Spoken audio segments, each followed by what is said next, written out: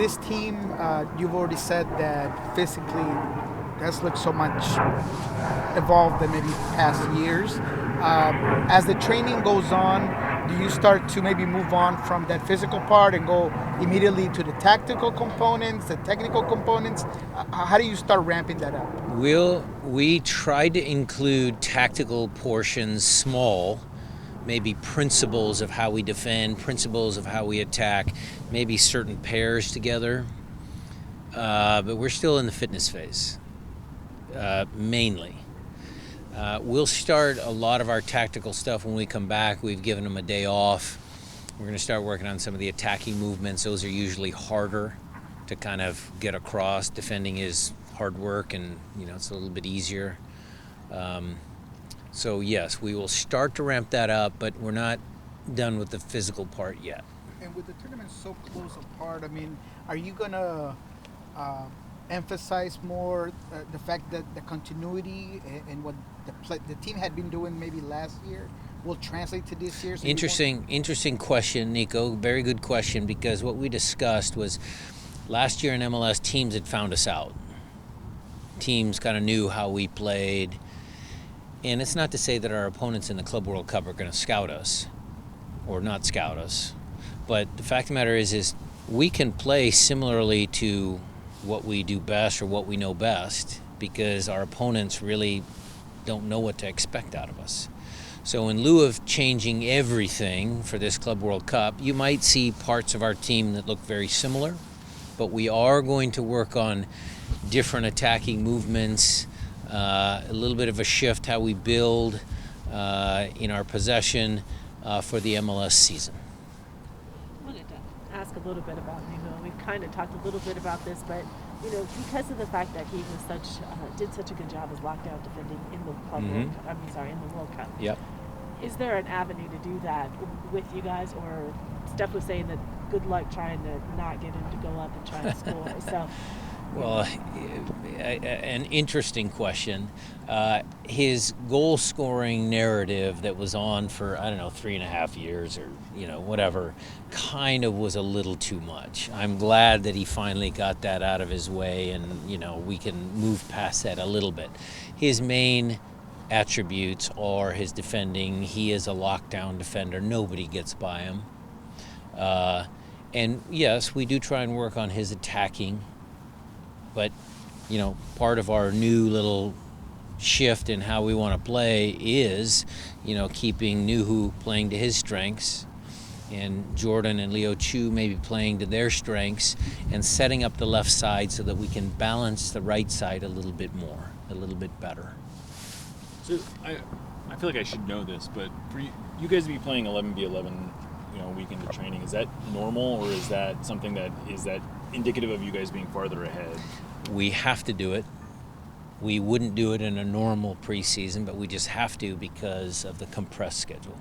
We have to start playing bigger games just to get the ideas across. Again, we start with little individual things, small group stuff, but then almost every day we have to go to some form of bigger game, because that's reality. Our game is 11 versus 11, so we have to get them sped up a little faster. So that's new. That's new. Okay. That is new. Good catch, Jeremiah. As far as you like the way that they came in, are they still on track the way that you like? But it is starting to get. They are getting tired, so we have to make sure we give them the appropriate recovery. But yes, I am still very pleased with the physical component of our preseason. It's been impressive, at least for me, watching Obed's touch on the ball despite not having a lot of lack of minutes last season. Hasn't played since June. And JP's endurance and just his motor despite going over an injury. What have you seen from those two in those regards? Well, look, same thing could be said of Jordan.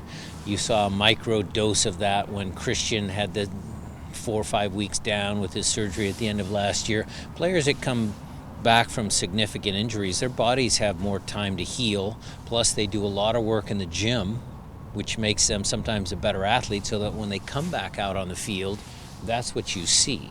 I think that's true in Obed's case, for sure. And JP is just, as he gets older, he gets better. I mean, he's great. I love watching him work. He, in my opinion, is ahead of schedule. But of course, we will, be cautious. It's not just the first game and we're going to blow him out. We need him for the entire year, but he looks good. A lot of what JP was doing was he would put it on social media and whatnot. So we've seen him doing a lot of this work. Yeah. Obed, we haven't seen as much. I mean, is there anything you can tell us about what kind of work he was doing while he was hurt? They kind of kept him. Adam Centofanti and Megan, they had specific programs. Megan in the weight room, Sean oversees everything, but Adam out on the field. We have a lot of help. We welcomed Hillary back. Everybody does a good job there. Chris, Paul, we all pitch in.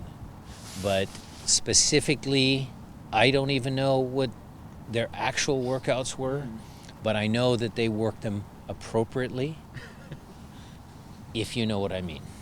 Danny Leva seemed to take 2 steps forwards last season. Yeah. He saw the opportunity. He made it happen. Now Obed's back. How do you balance the dynamic and, keep him at that same rate? Well, we have 4 really, really super talented midfielders in Obed, Josh, Danny, and now Sota. And so there is a logjam that we have to think about as a club as to what we're going to do with all these very talented young players and how we get the most out of their individual development. Can some of them be loaned out? Can we sell some of them? What is the story? That's a project that, Craig has to take on, because we really haven't sold players before. And so, look, we've got a surplus. So what are you going to do with that surplus? It's a good question. And it's also, makes my job harder when, Danny, he's going to the U20 camp here at the end of the month. You've got Sota, who went on loan a little bit last year and came back better. Josh is chomping at the bit. Him and Obed are fighting for that, spot in midfield. It's really going to drive all 4 of those kids. It's going to maximize their development. There still isn't a decision that I know of as far as playoffs format. As a fan, what do you like the most? Playoff? You mean if they're going back to one and home and all that? Yeah. I like the one and done. Me personally, Jada, I like the one and dones. I thought it was intriguing.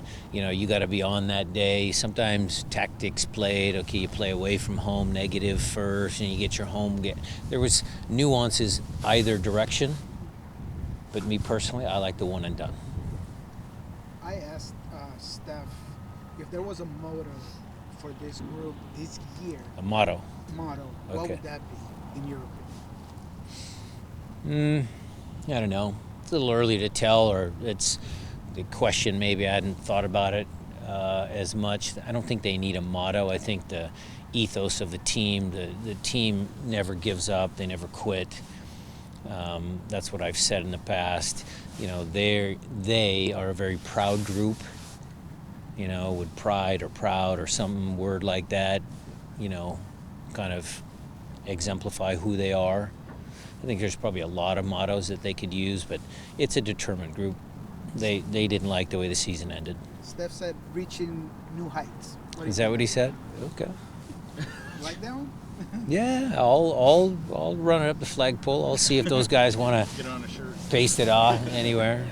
Yeah. So you're not the type to start the day with anything, a message or anything like that? I'm a little more pragmatic than that.